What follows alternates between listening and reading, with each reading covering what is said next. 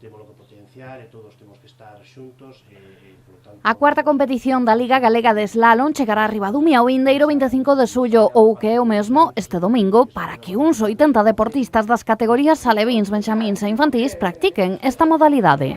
Nos creemos que é unha proba que debemos de seguir con ela, que debemos de apostar por ela.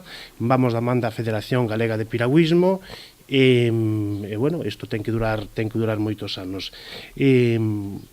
Repito que o Concello de Ribadumia está loitando, está facendo un esforzo importante porque o deporte en Ribadumia sexa un referente, non solamente, pois se pode ser a niveles importantes, que é o que tratamos de buscar, pero sí creemos que, para a defensa dos valores. Alfredo Bea, presidente da Federación Galega de Piragüismo, explicou na presentación desta competición as particularidades desta proba que terá lugar o domingo nas instalacións náutico-deportivas de Cabanelas en Ribadumia a partir das 11 da mañá. Aos pequenos é o que se lle fai neste tipo de competicións, idades máis tempranas, é acostumbrarse ao que é un circuito de slalom na modalidade olímpica.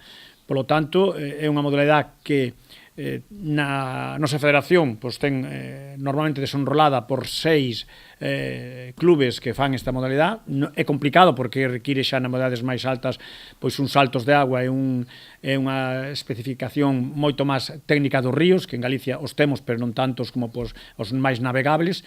Pero estamos traballando, neste caso agradecer ao Concello de Ribadumia a aposta que fai por esta modalidade tamén do slalom, que, como ben decía o alcalde, leva 4 anos celebrándose dentro do calendario da Liga Galega nestas idades, e esperamos que se desenrole como normalmente se leva desenrolando estes anos, que hai unha importante participación que si hai. Nestes momentos son 80 rapaces desta modalidade que se darán cita o domingo aquí en Ribadumia.